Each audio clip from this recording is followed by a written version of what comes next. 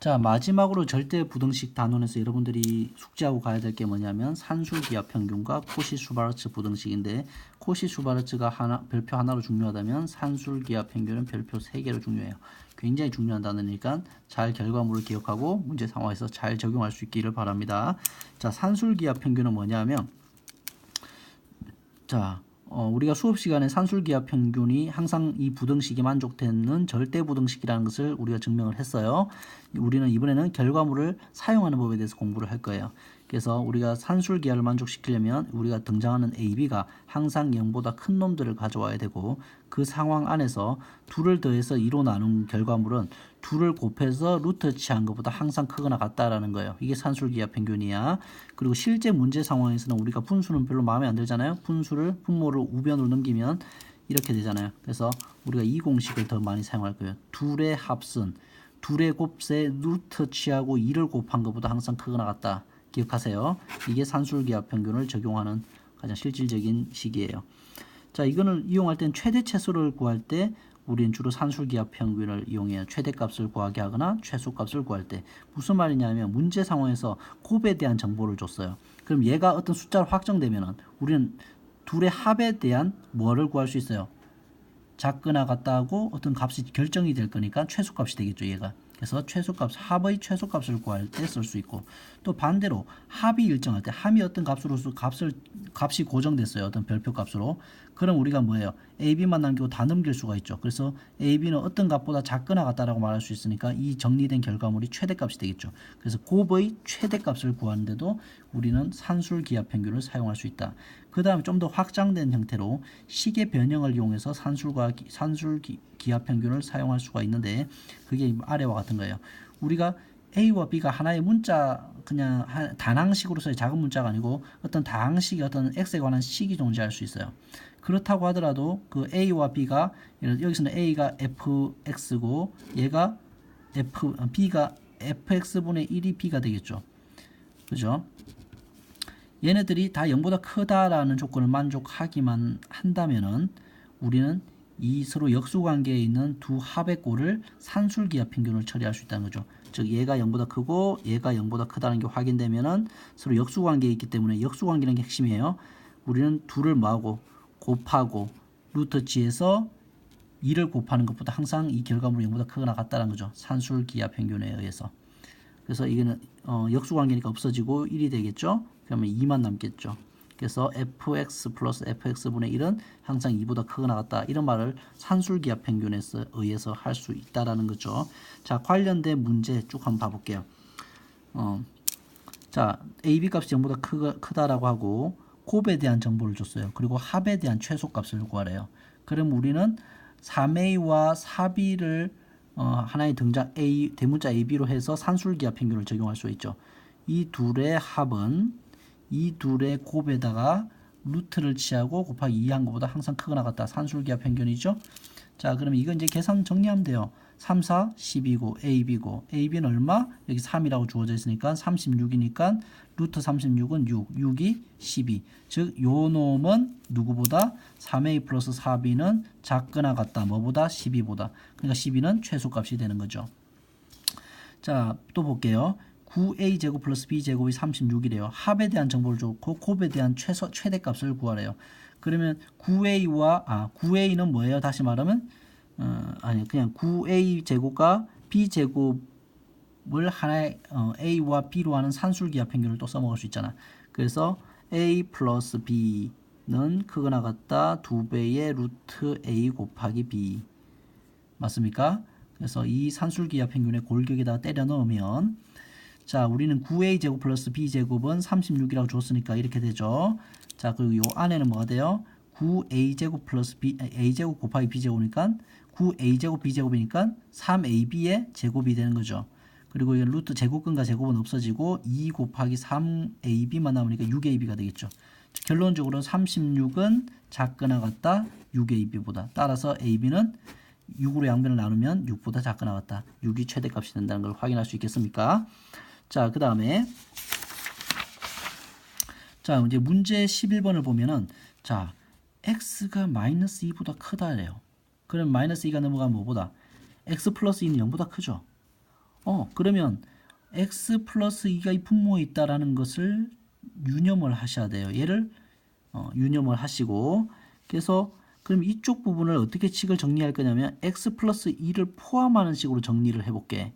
그러면 3으로 묶어내면 x 플러스, 원래는 묶어낼 수가 없지만 강제로 우리가 뭐를 넣은 거예요? x 플러스 2라고 묶어내요. 그러면 실제로는 3x 플러스 5라고 하는 것은 3의 x 플러스 2가 아니잖아요. 왜냐면 얘는 3x 플러스 6이니까. 그럼 플러스 1을 더해준 거잖아. 그러니까 바깥에다 빼기를 해주면 되죠. 자, 그리고 나서 봤더니 이 골격이에요. 자, 뭐냐면 x 플러스 2, 여기는 x 플러스 2분의 1이 포함되어 있죠. 그럼 우리는 산술 기하 평균을 쓸 수 있는 골격이 된 거예요. 그래서 얘를 대문자 A, 얘를 대문자 B라고 하면 A 플러스 B는 크거나 같다 2 곱하기 루트 A 곱하기 B의 골격 맞습니까? 그래서 A 플러스 B 분자 분모에 있는 것은 약분해서 없어지고 3만 남으니까 루트 9가 되니까 3이 되겠죠. 3이 6 빼기 1에서 5가 되겠죠. 결론적으로 우리가 정리했던 이 식은 요 식으로 정리되는데 작거나 같다 5보다 크거나 같다 5보다. 그래서 이 식의 최소값은 5가 된다는 거.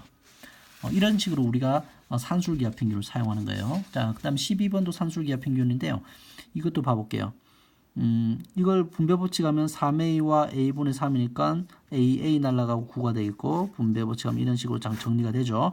이 중에서 우리가 어떤 부분을 고려할 거냐면, 자, 여기 b분의 a, a분의 b 서로 역수관계인 거 보입니까? 그럼 우리는 산술기하 평균을 쓸 수 있다는 거죠.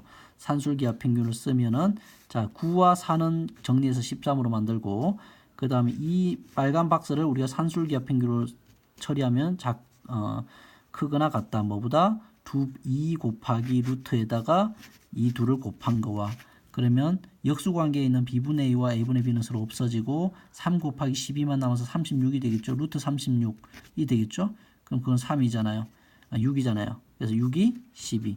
앞에 13이 있었고 13 플러스 12에서 25.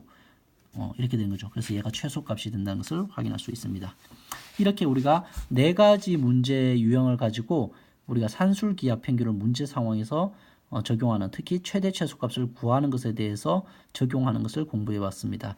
자, 여러분들이 잘 숙지하시기를 바라요. 산술기하 평균을 적용하는 것은 굉장히 중요한 일이에요. 자, 그 다음에 마지막으로 여러분들이 좀 알았으면 하는 게 코시-슈바르츠 부등식이에요. 자, 이 부등식의 골격을 잘 기억하셔야 돼요. 먼저 여기에 집중합시다. ax 플러스 by의 제곱이 항상 작거나 같대요. 뭐보다? 여기 있는 x와 y 앞에 있는 개수들 a, b 보입니까? 파란색으로 지금 동그라미 하는 거. 각각을 제곱해서 더한 결과물. 그 다음에 x, y 이 변수들을 각각을 제곱해서 더한 결과물. 즉 a제곱 플러스 b제곱과 x제곱 플러스 y제곱을 곱한 것보다 ax 플러스 by 전체를 각각을 곱하고 더한 다음에 그 전체를 제곱하는 것이 더 작거나 같다. 이게 항상 만족한다는 거고, 이 코시-슈바르츠 부등식도 우리가 수업 시간에 증명을 해봤습니다. 이걸 좀 더 확장하면 항이 2개가 아니고 항이 3개에 대해서도 마찬가지예요. 얘는 항이 2개죠.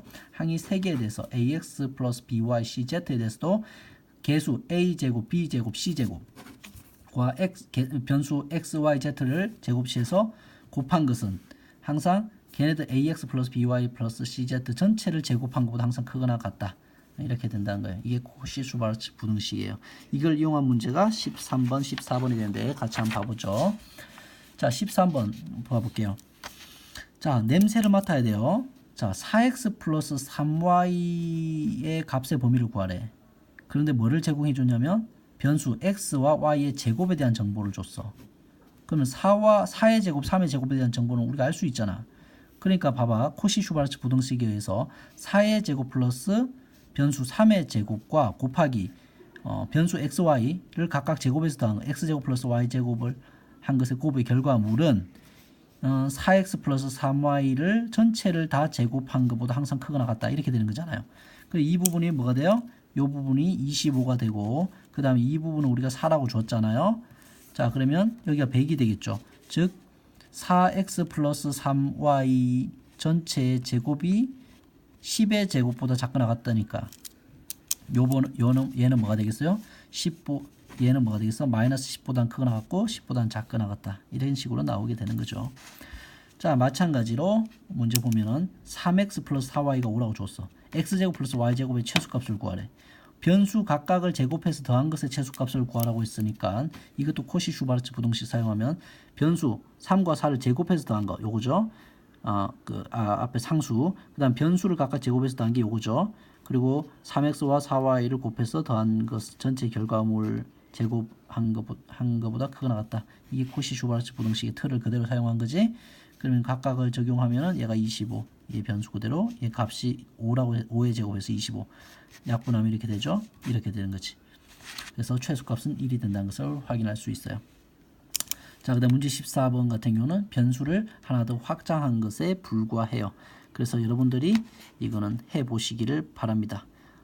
이렇게 해보면은 a 플러스 2b 플러스 3c의 제곱은 28보다 작거나 같은데, 그러면 우리가 부등식의 정의에서 요 놈은 원래 마이너스 루트 28 플러스 루트 28 사이에 존재하는데, 28이라고 하는 것은 4, 7, 28 4는 2의 제곱해서 2루트 7 마이너스 2루트 7 이렇게 나온 거예요. 그래서 최소값을 구하라고 했으니까 가장 작은 값은 마이너스 2루트 7 얘가 최소값이 된다는 거 여러분들이 천천히 코시-슈바르츠 부등식을 적용하면서 문제를 통해서 식에 대해 부등식을 적응하시기를 바랍니다. 자, 좀 선생님이 빨리 설명을 했고 선생님이 여러분들이 좀 이해하는데 어려움이 있을 수도 있는데 혹시 문제를 공부하다가 잘 안 되는 게 있으면 선생님한테 오시기 바랍니다. 수고하셨습니다.